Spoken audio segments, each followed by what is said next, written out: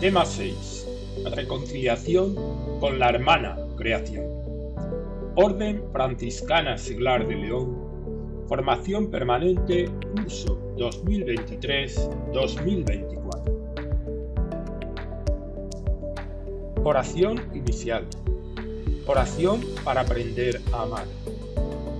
Dios de la creación, en el principio nos diste un mandato: cuidar y ser responsable de la creación a lo largo de las generaciones de aquello que tú has creado. Hoy, mediante este gesto de plantar un árbol, la Orden Franciscana Secular quiere aportar su grano de arena a contribuir con el medio ambiente y con la naturaleza. Ayúdanos para que nuestras obras sean el reflejo de tu luz. Ayúdanos a reparar el mundo que creaste para nosotros, de manera que volvamos a ver la belleza y la armonía de lo que creaste. Texto bíblico, Génesis 1. Al principio creó Dios el cielo y la tierra. Y creó Dios los grandes cetáceos y los seres vivientes que se deslizan y que las aguas fueron produciendo según sus especies, y las aves aladas según sus especies. Y vio Dios que era bueno. Luego los bendijo Dios diciendo: sed fecundos y multiplicaos, llenad las aguas del mar, y que las aves se multipliquen en la tierra. Dijo Dios: produzca la tierra seres vivientes según sus especies, ganados, reptiles y fieras según sus especies. Y así fue. E hizo Dios las fieras según sus especies, los ganados según sus especies, y los reptiles según sus especies. Y vio Dios que era bueno. Dios los bendijo y les dijo Dios: sed fecundos y multiplicados, llenad la tierra y sometedla, dominad los peces del mar, las aves del cielo y todos los animales que se mueven sobre la tierra. Vio Dios todo lo que había hecho y era muy bueno. Pasó una tarde, pasó una mañana, el día sexto. Textos franciscanos. Primera vida de Celano, punto 80. Sería excesivamente prolijo y hasta imposible reunir y narrar todo cuanto el glorioso Padre Francisco hizo y enseñó mientras vivió entre nosotros. ¿Quién podrá expresar aquel extraordinario afecto que le arrastraba en todo lo que es de Dios? ¿Quién será capaz de narrar de cuánta dulzura gozaba al contemplar en las criaturas la sabiduría del Creador, su poder y su bondad? En verdad, esta consideración le llenaba muchísimas veces de admirable e inefable gozo viendo el sol, mirando la luna y contemplando las estrellas y el firmamento. Oh piedad simple, oh simplicísima piedad. También ardía en vehemente amor por los gusanillos, porque había leído que se dijo del Salvador: yo soy gusano y no hombre. Salmo 21:7. Y por esto los recogía del camino y los colocaba en lugar seguro para que no los escachasen con sus pies los transeúntes. ¿Y qué decir de las otras criaturas inferiores, cuando hacía que a las abejas les sirvieran miel o el mejor vino del invierno para que no perecieran por la inclemencia del frío? Deshacíase en alabanzas a gloria del Señor, ponderando su laboriosidad y la excelencia de su ingenio, tanto que a veces se pasaba todo un día en la alabanza de estas y de las demás criaturas. Como en otro tiempo los tres jóvenes en la hoguera, Daniel 3:17, invitaban a todos los elementos a loar y glorificar al Creador del universo, así este hombre, lleno del Espíritu de Dios, no cesaba de glorificar, alabar y bendecir en todos los elementos y criaturas al Creador y Gobernador de todas las cosas. Constituciones Generales de la Orden Franciscana Escolar, artículo 18.4. Siguiendo el ejemplo de San Francisco, patrón de los ecologistas, promuevan activamente iniciativas para la salvaguarda de la creación, esforzándose para evitar la contaminación y la degradación de la naturaleza, y crear condiciones de vida y ambiente que no sean una amenaza para el hombre. Comentario. Introducción de Laudato Si, Papa Francisco. Alabado seas, mi Señor, cantaba San Francisco de Asís. En ese hermoso cántico nos recordaba que nuestra casa común es también como una hermana, con la cual compartimos la existencia, y como una madre bella que nos acoge entre sus brazos. Alabado seas, mi Señor, por la hermana nuestra Madre Tierra, la cual nos sustenta y gobierna y produce diversos frutos con coloridas flores y hierbas. Esta hermana clama por el daño que le provocamos a causa del uso irresponsable y del abuso de los bienes que Dios ha puesto en ella. Hemos crecido pensando que éramos sus propietarios y dominadores, autorizados a expoliarla. La violencia que hay en el corazón humano, herido por el pecado, también se manifiesta en los síntomas de enfermedad que advertimos en el suelo, en el agua, en el aire y en los seres vivientes.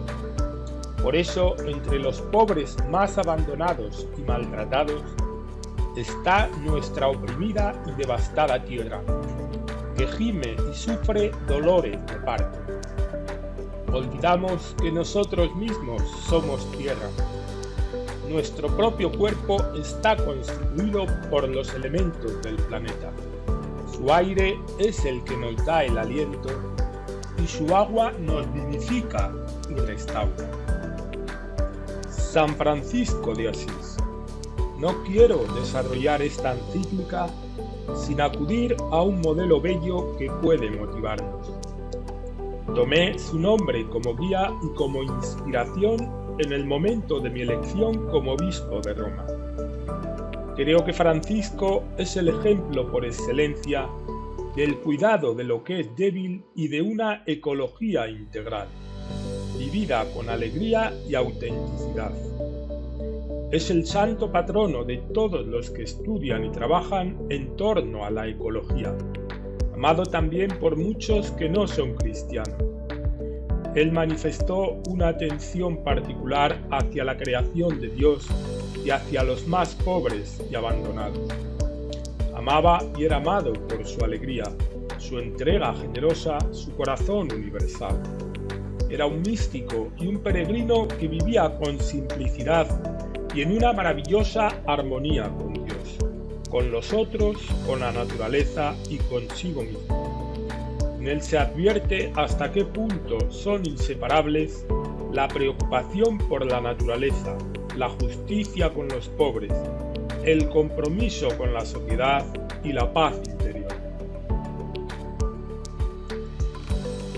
Su testimonio nos muestra también que una ecología integral requiere apertura hacia categorías que trascienden el lenguaje de las matemáticas o de la biología y nos conectan con la esencia de lo humano.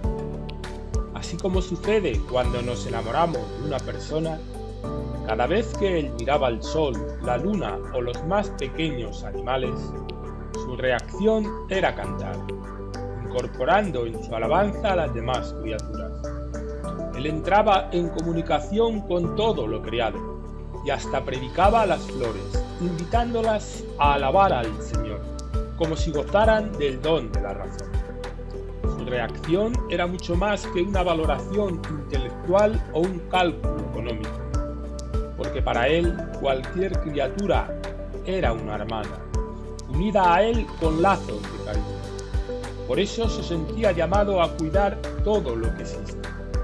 Su discípulo San Buenaventura decía de él que, lleno de la mayor ternura al considerar el origen común de todas las cosas, daba a todas las criaturas, por más despreciables que parecieran, el dulce nombre de hermanas.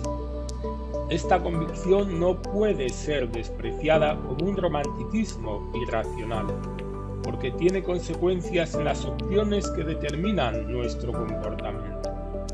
Si nos acercamos a la naturaleza y al ambiente sin esta apertura al estupor y a la maravilla, si ya no hablamos el lenguaje de la fraternidad y de la belleza en nuestra relación con el mundo, nuestras actitudes serán las del dominador, del consumidor o del mero explotador de recursos, incapaz de ponerse un límite a sus intereses inmediatos. En cambio, si nos sentimos íntimamente unidos a todo lo que existe, la sobriedad y el cuidado brotarán de modo espontáneo. La pobreza y la austeridad de San Francisco no eran un ascetismo meramente exterior, sino algo más radical, una renuncia a convertir la realidad en mero objeto de uso y de dominio. Por otra parte, San Francisco, fiel a la Escritura, nos propone reconocer la naturaleza como un espléndido libro en el cual Dios nos habla y nos refleja algo de su hermosura y de su bondad.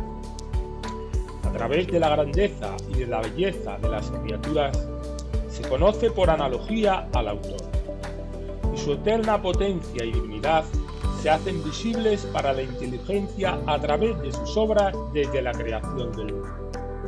Por eso, él pedía que en el convento siempre se dejara una parte del huerto sin cultivar, para que crecieran las hierbas silvestres, de manera que quienes las admiraran pudieran elevar su pensamiento a Dios, autor de tanta belleza. El mundo es algo más que un problema a resolver. Es un misterio gozoso que contemplamos con jubilosa alabanza.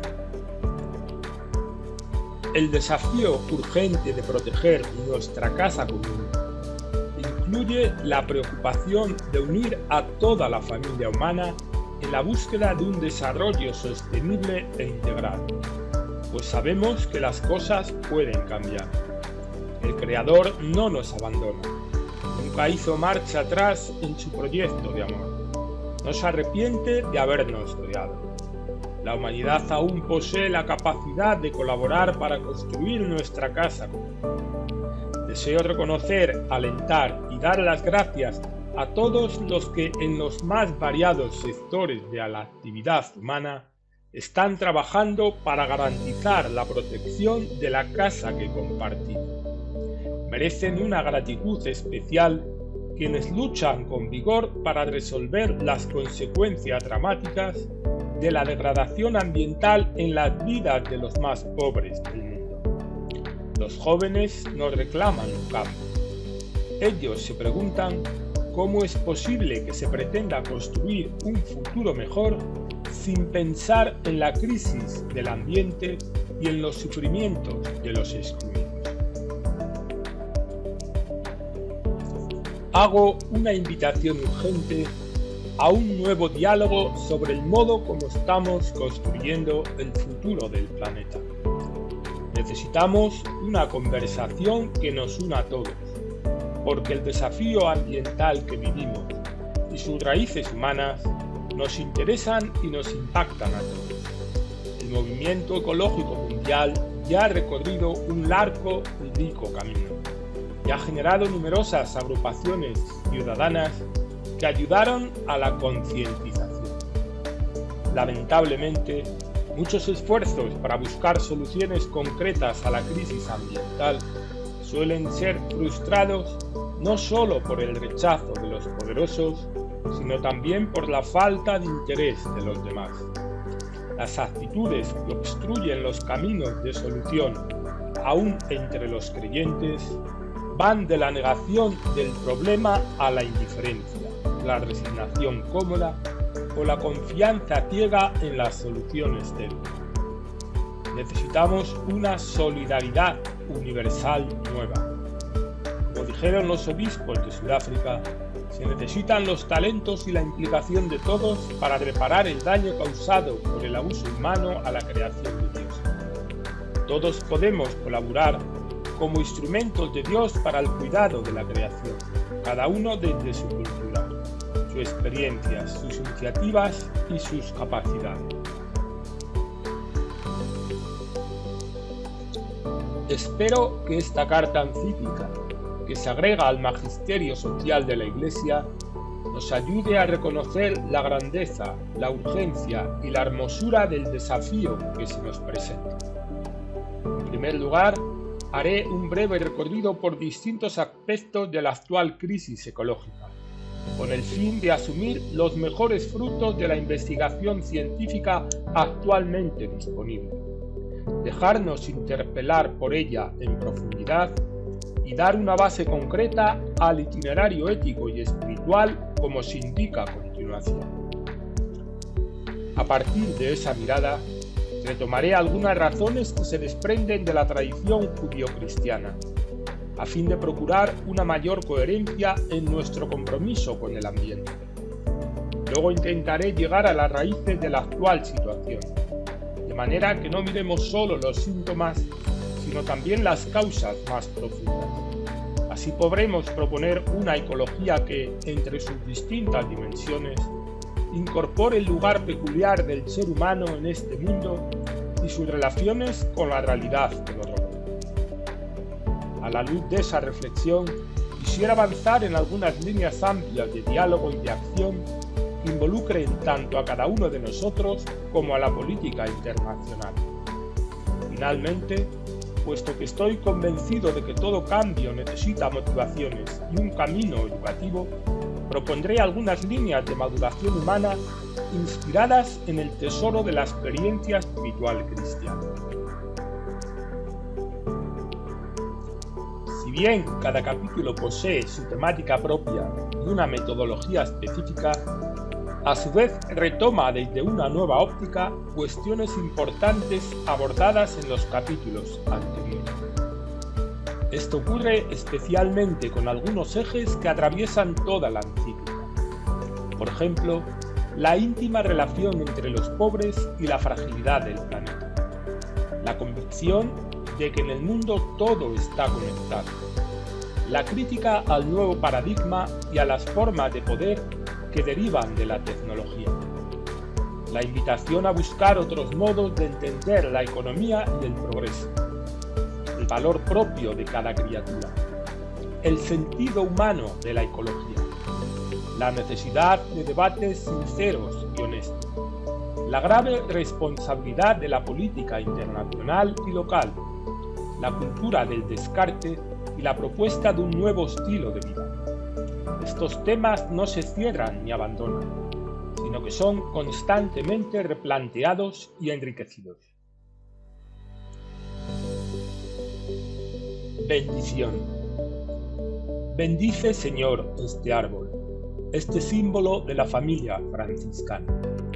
Señor de la creación, te rogamos por todas nuestras fraternidades y comunidades, y especialmente por nuestros líderes, para que puedan escuchar el clamor de la tierra y reforzar la energía limpia, garantizar aire y agua limpio para todos, y redescubrir nuestra vocación original como creadores de un planeta sano.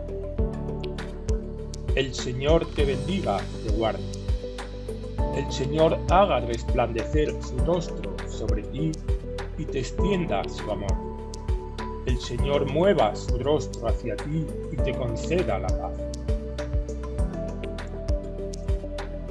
Preguntas y propuestas para el diálogo. ¿Cuál es tu opinión frente al uso y abuso de los llamados recursos naturales?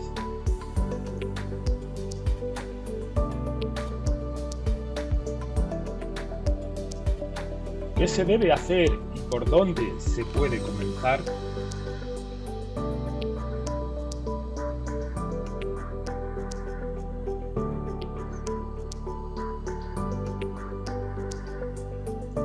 ¿Cuál es el papel de la sociedad civil en cuestiones de medio ambiente?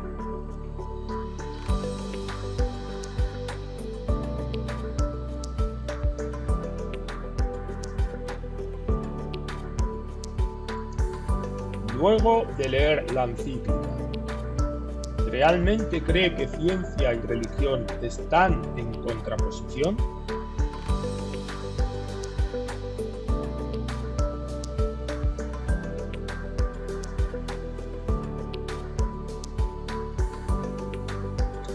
El Papa afirma que San Francisco fue la fuente de inspiración de la carta Laudato Si. ¿Cuáles comportamientos del santo encuentra más atractivos?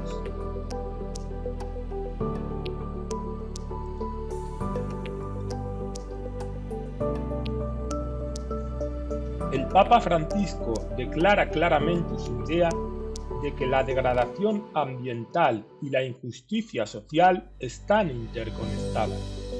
¿Qué interconexión encuentras?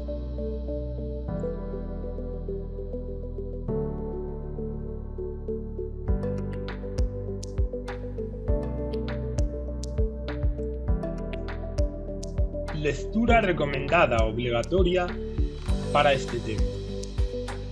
Encíclica Laudato Si del Papa Francisco.